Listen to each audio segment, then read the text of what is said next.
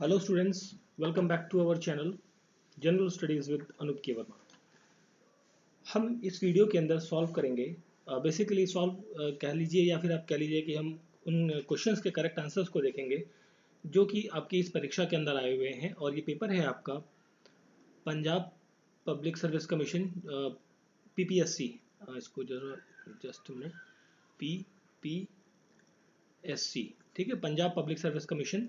इसके तहत परीक्षा हुई है कोऑपरेटिव इंस्पेक्टर की।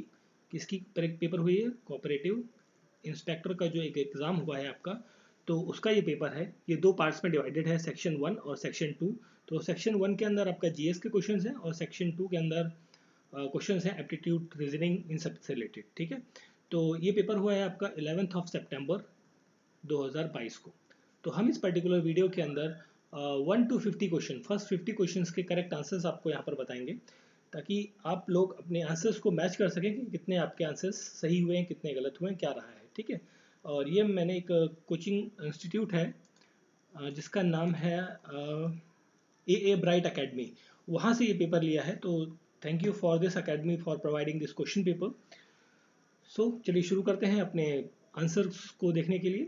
तो उसको थोड़ा छोटा और कर लेते हैं तो आपको इजीली विजिबल हो जाएगा। जस्ट मिनट, हाँ जी, ठीक है। तो आप यहाँ देख सकते हैं फर्स्ट क्वेश्चन है। जो जितने क्वेश्चन हमें स्क्रीन पर दिख रहे होंगे हम उनको सॉल्व करते हुए चलेंगे।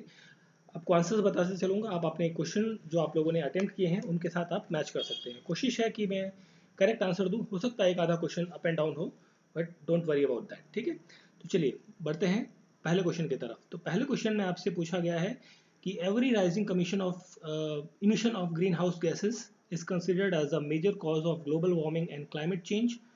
Which of the following statement is correct with respect to the greenhouse effect in the atmosphere? तो यहाँ पर कौन सी स्टेटमेंट आपकी green house effect of the atmosphere से संबंधित है और वो सही है? तो यहाँ पर जो करेक्ट आंसर रहेगा हेयर क्वेश्चन नंबर 1 में, तो यहाँ पर हम बात कर रहे हैं तो क्वेश्चन नंबर 1 का जो करेक्ट आंसर है सो वो है आपका option number D, absorption and re emission of infrared radiation by the atmosphere. Option number D is the correct answer question number 1, ठीक है। चलिए फिर हम बात कर लेते हैं, यहाँ पर सामने हमारे क्वेश्चन नंबर 4 है। Which of the following are correct energy food, ठीक है, कौन सा एनर्जी फूड होता है जिसको खाने से हमें एनर्जी मिलती है? वो होते हैं कार्बोहाइड्रेट और फैट, ठीक है। ऑप्शन ए यहाँ पर करेक्ट आंसर रहेगा क्वेश्चन नंबर 4 का। क्वेश्चन नंबर 5 की जब हम बात करते हैं तो यहाँ पर क्वेश्चन नंबर 5 में आप देख सकते हैं which is the first enzyme that mix with food, तो वो होता है एस अमाइलेज। ऑप्शन नंबर ए यहाँ पर करेक्ट है। Question number 2, which of the following crop genome was first to be sequenced? That is rice. Option number A यहाँ पर correct answer रहेगा क्वेश्चन नंबर 2 का। क्वेश्चन नंबर 3 की जब हम बात करते हैं, क्वेश्चन नंबर 3 में आपसे पूछा गया है कि यूपीओवी जो है इसका फुल फॉर्म क्या है? ये होता है basically international union for the production of new varieties of plants. That is option number D is the correct answer question number 3। Question number 6 की जब हम बात करते हैं, सुपर कंप्यूटर से रिलेटेड स्टेटमेंट है। तो सुपर कंप्यूटर जो मेजर किया जाता है उसकी परफॉर्मेंस को, उसको फ्लॉप्स में मेजर किया जाता है, that is floating point operating पर सेकंड फ्लॉप्स, ना कि मिप्स में, ठीक है। मिप्स में मेजर नहीं किया जाता, तो ये स्टेटमेंट तो आपकी गलत है। परफॉर्मेंस में पूछा गया है, मिप्स में नहीं मेजर करते, फ्लॉप्स में मेजर करते हैं। फर्स्ट स्टेटमेंट सही। परम 800 एक सुपर कंप्यूटर है, ये स्टेटमेंट भी आपकी सही है। तो आपकी दोनों स्टेटमेंट आपकी सही है, तो करेक्ट आंसर क्या हो जाएगा 6th क्वेश्चन का? Option C, 1 and 3 statement are correct, ठीक है। चलिए बढ़ते हैं आगे क्वेश्चन नंबर 7 की तरफ। तो हमारा क्वेश्चन नंबर 7 है यहाँ पर। तो यहाँ पर आप देख सकते हैं the email through email unauthorized person, कोई अननोन पर्सन आपसे क्रेडिट कार्ड की डिटेल या पिन नंबर आपसे मांगता है, तो वो किस टाइप का साइबर अटैक कहलाता है? वो कहलाता है फिशिंग, ठीक है। मछली डालना मतलब होता है ना फिशिंग करना। ये फिशिंग वो वाला फिशिंग नहीं, मतलब थोड़ा सा फिशिंग वाला, प्रोनाउंस इसको फिशिंग ही करते हैं, ठीक है। Option C is the correct answer. Question number 10 हम देखते हैं यहाँ पर sorry, eastern waterway connectivity transport grid जो है ये एक प्रोजेक्ट है जिसका मेन एम क्या है? मेन एम करना है कि भाई जो 5 कंट्रीज़ है उनको इंटीग्रेट करना। और वो कंट्रीज़ कौन सी है? इंडिया, नेपाल, भूटान, बांग्लादेश और म्यांमार, ठीक है। तो देखिए कहाँ पर है ये ऑप्शन, ये आपका मिल रहा है ऑप्शन नंबर सी के साथ में, ठीक है। Option C is the correct answer question number 10 का। नेक्स्ट क्वेश्चन है हमारा क्वेश्चन नंबर 8, और क्वेश्चन नंबर 8 को देख लेते हैं। क्वेश्चन नंबर 8 में पूछा सस्टेनेबल डेवलपमेंट से रिफर्ड कौन सा स्टेटमेंट आपका यहाँ पर सही है? तो वो रहेगा पर option number 2, Economic decisions are taken for focusing on the growth. Option number B is the correct answer. Question number 11.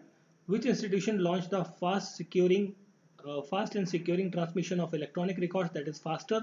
ये इशू किया गया था बेसिकली एन वी रमन्ना, वो कौन थे? आपके चीफ जस्टिस थे, आपके पुराने वाले, तो सुप्रीम कोर्ट ऑफ इंडिया के द्वारा ये इशू किया गया है। ऑप्शन नंबर बी यहाँ पर करेक्ट आंसर रहेगा। ठीक है, क्वेश्चन नंबर 11 का ऑप्शन नंबर बी है करेक्ट आंसर। एंड नेक्स्ट है हमारा क्वेश्चन नंबर 9। क्वेश्चन नंबर 9 में पूछा है फर्स्ट रोबोट सिटीजन ह्यूमनॉइड जो है वो कौन सी है? सोफिया, ऑप्शन सी करेक्ट है।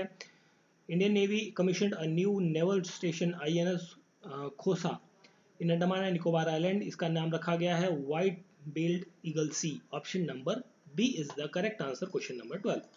ठीक है, करेक्ट आंसर है, कोई डाउट नहीं है इनमें, इफ एंड बट वाला कोई कंडीशन नहीं लग रही है। ठीक है, जहां मुझे डाउट है क्वेश्चंस में, जिन क्वेश्चंस में डाउट है मैं आपको बता दूंगा कि किस क्वेश्चन में मुझे भी डाउट है कि क्या हो सकता है।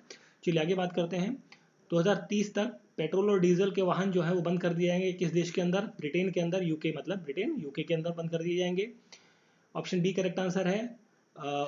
उस ज्वाइंट मिलिट्री एक्सरसाइज का नाम बताना है आपको जहां पर इंडियन नेवी, एयरफोर्स और आर्मी और कोस्ट गार्ड साथ में मिलकर काम करते हैं, वो होता है सागर कवच। Option D is the correct answer. Question number 17 की हम बात करें तो यहाँ पर क्रिप्टो करेंसी से रिलेटेड स्टेटमेंट्स हैं। तो जब मैंने दोनों स्टेटमेंट्स को पढ़ा तो दोनों स्टेटमेंट आपकी करेक्ट हैं, तो यहाँ पर दोनों स्टेटमेंट करेक्ट हैं, तो करेक्ट आंसर हो जाता है option number C, both 1 and 2 statements are right. ठीक है, चलिए नेक्स्ट है IWWAG रिफर्स टू, ये क्या होता है? बेसिकली हम 15 क्वेश्चन की बात कर रहे हैं, तो ये होता है initiative of what work to advance women and girl in the economy. Option number B is the correct answer. Territories of which of the following do not touch the Dead Sea? Dead Sea को touch नहीं करती, वो है Lebanon. Option A is the correct answer. ये question 4 बार आ चुका है आपके, इसी साल 4 बार डिफरेंट एग्जाम्स के अंदर पूछा गया है। Dash has surpassed US chip maker Intel to become the world leading chip maker revenue by 2021, that is the Samsung electronics. Option B is the correct answer. Dash overtake the China, कौन? USA। ठीक है, option B is the correct answer, India के साथ USA। ठीक है, option B is the correct answer, question number 19। Okay, next हम बात करते हैं क्वेश्चन नंबर 20 की। तो क्वेश्चन नंबर 20 में आपसे पूछा है on which of the following will the Indian space research organization send orbit, 2024 में सेंड करेगा ताकि वो जान सके उसके सरफेस के नीचे क्या है। किसके नीचे? वीनस के नीचे। वीनस मतलब option number B is the correct answer, only 2। ठीक है, तो 22 नंबर क्वेश्चन है। देखिए चार स्टेटमेंट्स हैं, तो ये चारों स्टेटमेंट को जब आप पढ़ते हैं, ठीक है, तो यहाँ पर मैं आपको डायरेक्टली क्वेश्चन का आंसर बता देता हूँ। 22 नंबर क्वेश्चन है। ठीक है, तो 22 का करेक्ट आंसर जो होगा दैट इज आपकी पहली स्टेटमेंट सही है, दूसरी स्टेटमेंट सही है, तो करेक्ट आंसर है option number A, 1 and 2 is the correct. ठीक है, correct answer for this question, question number 22। फिर हम बात करते हैं 21 नंबर क्वेश्चन की। तो 21 नंबर में आपका डेविस कप के बारे में आपसे स्टेटमेंट पूछी गई है, तो यहाँ पर भी मैं आपको करेक्ट आंसर दे देता हूँ। तीनों जो चारों स्टेटमेंट्स हैं, ये चारों स्टेटमेंट आपके सही हैं, तो करेक्ट आंसर हो जाता है option number D, all of the above. ठीक है, सारी स्टेटमेंट को रीड करूँ, समझाऊँ, बताऊँ, फिर वो टाइम वेस्ट होगा, इसलिए मैं आपको इस तरीके की जो लंबे क्वेश्चन है डायरेक्टली आपको आंसर बता रहा हूँ। ठीक है, नेक्स्ट है क्वेश्चन नंबर 23। इसमें पूछा है माही रिवर जो एक लौती रिवर है जो ट्रॉपिक ऑफ कैंसर को काटती है। बिल्कुल ये बात सही है आपकी। ठीक है, तो कौन सा क्वेश्चन कर रहे हैं? 23। ठीक है, 23 का ये स्टेटमेंट सही है। भोपाल गांधीनगर जो ट्रॉपिक ऑफ कैंसर पे है, बिल्कुल ये भी सही है। और tropic of cancer 20 countries, 3 continent और 8 वाटर बॉडीज को से होकर गुजरती है, नहीं ये गलत है। ये गुजरती है, देखिए अगर जो हम बात करें यहाँ पर 16 कंट्रीज से गुजरती है, 3 कॉन्टिनेंट्स होते हैं और 6 वाटर बॉडीज हैं। ठीक है, तो ये रहता है डाटा, तो इसको आप ध्यान रख सकते हैं कि अगर जो कभी पूछा जाए किसी एग्जाम में तो आप करेक्ट कर ले इसे। ठीक है, तो थर्ड स्टेटमेंट गलत है, 1 2 सही, तो 1 2 that is option number C is the correct answer, question number 23। ठीक है, चलिए फिर हम देखते हैं आगे क्वेश्चन नंबर 24। क्वेश्चन नंबर 24 में आपसे पूछा है who among the following is the world highest island, that is New Guinea. Option C is the correct answer. 27 की जब हम बात करते हैं, recently the Hyderabad declaration news में था, ये किस चीज से संबंधित है? Related to the e governance. Option number A is the correct answer. ठीक है, चलिए फिर हम बात करते हैं 25 नंबर क्वेश्चन की। तो 25 में आपसे UN जनरल असेंबली से रिलेटेड स्टेटमेंट्स हैं 25 नंबर क्वेश्चन के अंदर। तो यहाँ पर पहला स्टेटमेंट है UN जनरल असेंबली के अंदर जो हेल्थ एनवायरनमेंट, एक हेल्दी इन्वायरमेंट जो है एक ह्यूमन राइट बनेगा, ये बात कही गई है, बिल्कुल सही है। और ये लागू हुई थी बेसिकली 28 जुलाई 2022 को। ये भी सही है, थर्ड पॉइंट भी सही है। और इसके अनुसार जो है इसके अनुसार जो है clean healthy and sustainable environment जो है वो ह्यूमन राइट बनता है, ये भी सही है। और इंडिया ने इसके अगेंस्ट में वोट किया था, नहीं इसके फेवर में वोट किया था, फेवर में वोट किया था, तो ये स्टेटमेंट गलत है। 1 2 3 सही है, that is option C is the correct answer. 28 question number GST से रिलेटेड है। जीएसटी आपका 101 अमेंडमेंट एक्ट के तहत आया था, इन्फोर्स हुआ था 1 जुलाई 2017 में, correct first point. GST Germany में पहली बार लागू हुआ, नहीं ये फ्रांस में लागू हुआ था, सेकंड स्टेटमेंट गलत है, फ्रांस में हुआ था ये। अमिताभ बच्चन ब्रांड एम्बेसडर हैं, बिल्कुल सही, तो 1 और 3 सही है, तो that is option number B is the correct answer. ठीक है, चलिए फिर हम बढ़ते हैं फटाफट अपने नेक्स्ट क्वेश्चन की तरफ। We have 29 number question. The board of cooperative society may be suspended under the following rules.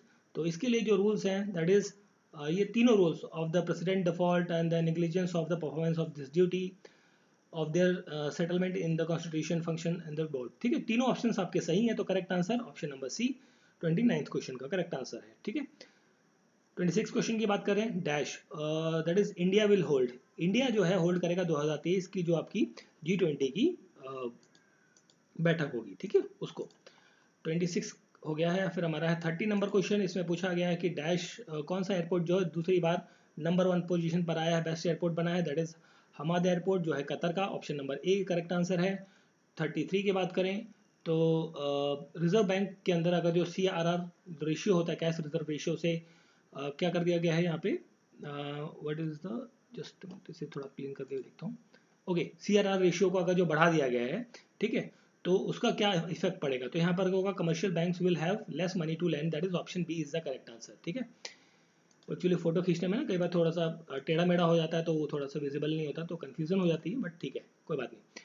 What is objective of PURA scheme? PURA scheme का ऑब्जेक्टिव ये है कि to promote urban amenities to the rural areas, option B is the correct answer. Next question 34th है, यहाँ पर cooperative bank से related statements हैं। तो 34th का करेक्ट आंसर मैं आपको बताता हूँ, दैट इज यहाँ पर जो करेक्ट आंसर है दैट इज स्टेटमेंट 2 करेक्ट है, 1 स्टेटमेंट और 3 स्टेटमेंट दोनों गलत हैं यहाँ पर, तो करेक्ट आंसर हो जाता है option number C 2 statement only. ठीक है, नेक्स्ट है हमारा 32 नंबर क्वेश्चन।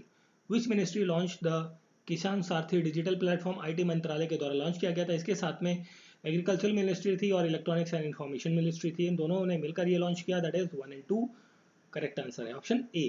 ठीक है, and Shanta Kumar committee, Shanta Kumar committee जो है ये आपकी बेसिकली बात करती है reconstruction and information of food corporation of India, option number C is the correct answer, question number 35।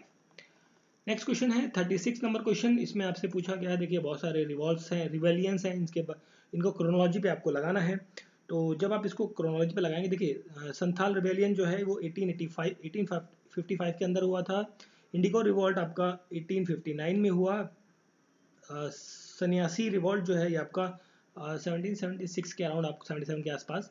Munda rebellion जो है 1899 के आसपास हुआ था।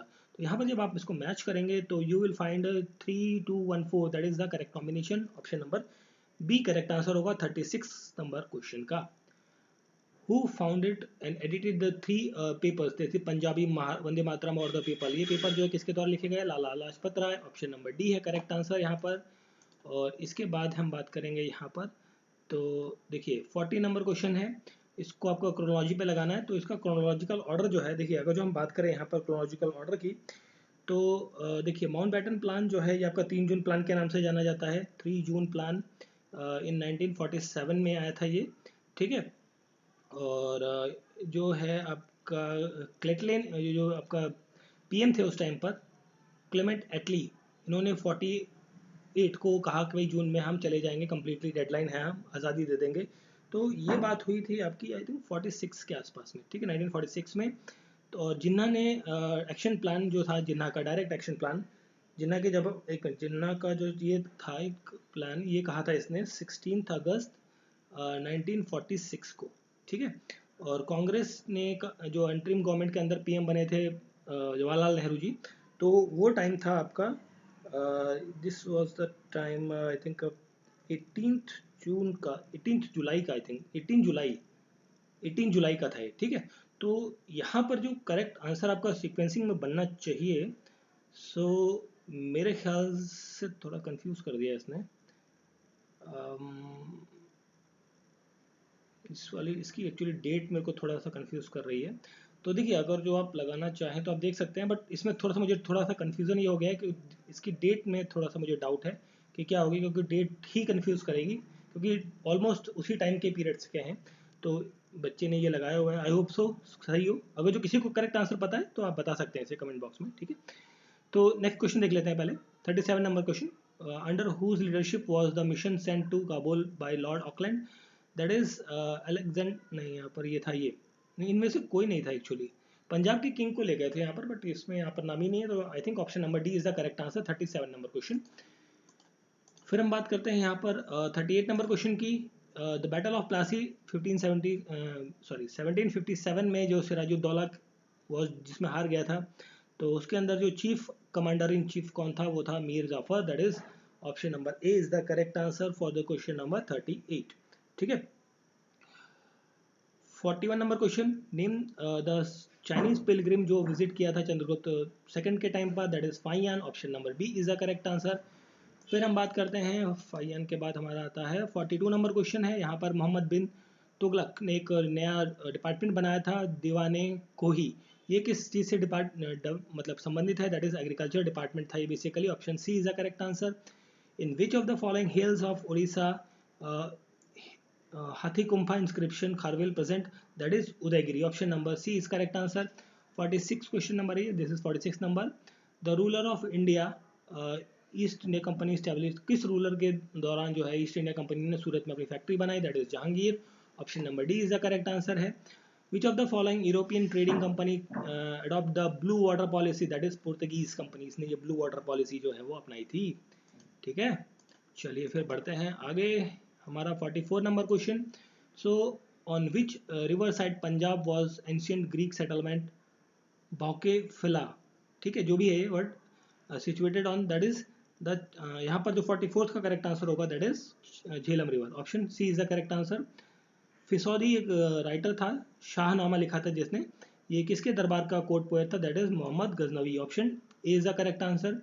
Who among the following wrote Pagdi Sambhal जट्टा, पगड़ी संभाल जट्टा ये संबंधित है अजीत सिंह से, ठीक है, सरदार अजीत सिंह से। Option number A is the correct answer. To which village did the great Sikh warrior women Mai Bhago belongs, that is Jhabal. Option B is the correct answer, ठीक है। अब कुछ पंजाब से रिलेटेड, पंजाब के स्पेसिफिक क्वेश्चंस हैं कुछ, अभी आपको दिख रहे हैं यहाँ पे। On which river the Kanki headwork built which irrigate 3 million hectares of barren land west Punjab during the British period. So यहाँ पर 50th क्वेश्चन का करेक्ट आंसर रहेगा, दैट इज झेलम, ठीक है। तो इस वीडियो के अंदर इतने ही क्वेश्चंस हैं, 1 to 50 क्वेश्चंस की हमने बात करी यहाँ पर। तो आई होप सो वीडियो अच्छा लगा है, तो प्लीज़ लाइक शेयर और सब्सक्राइब ज़रूर करें। मिलते हैं नेक्स्ट वीडियो के साथ। Thank you for watching.